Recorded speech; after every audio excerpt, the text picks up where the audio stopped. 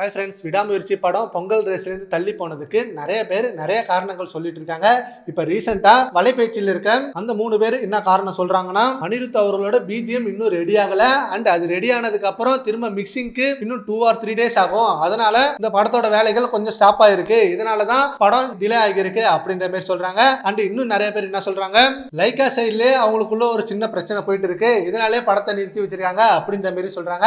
And இப்போ ரீசெண்டாக கிடைச்ச நியூஸ், லைக்காவில தமிழ்குமரன் விடாமுயற்சி படம் ரிலீஸ் ஆனதுக்கு அப்புறம் லைக்கால இருந்து விலக போறாரு அப்படின்ற மாதிரி சொல்றாங்க. பட் இதனால மகி திருமேனி சம கோவத்துல இருக்காரு அப்படின்ற மாதிரி வலைபேச்சில சொல்லியிருக்காங்க. அண்ட் அது மட்டும் இல்லாம நம்ம தல சார் ஒரு அதிரடி முடிவு எடுத்திருக்காரா, இனிமே வருஷத்துக்கு ஒரு படம் தான் நடிக்கணும் அப்படின்ற மாதிரியும். பட் நம்ம தல சார் இந்த இயர்ல 2 படம் ரிலீஸ் பண்ண போறாரு, back to back, Vidaamuyarchi and good bad ugly. And இதுக்கப்புறம் AK64 யார் டைரக்டர் அப்படின்னு குட் பேட் அக்லி படத்தோட ரிலீஸ் டேட்டுக்கு அப்புறம் தான் சொல்லுவாங்க அப்படின்ற மாதிரி சொல்லியிருக்காங்க.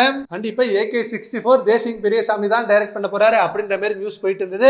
அண்ட் அதுக்கு முன்னாடி வெங்கட் பிரபு, விஷ்ணுவர்தன் இப்படின்னு இவங்க எல்லார் நேமும் அடிபட்டு இருந்தது AK64 டைரக்டர் லிஸ்ட்ல. சரி, ஓகே ஃப்ரெண்ட்ஸ், விடாமுயற்சி இந்த பொங்கல் ரேஸ்ல மிஸ் பண்ணது, அதை பத்தி உங்க ஒப்பீனியனை நம்ம காமெண்ட் பாக்ஸ்ல கமெண்ட் பண்ணுங்க. Thank you friends.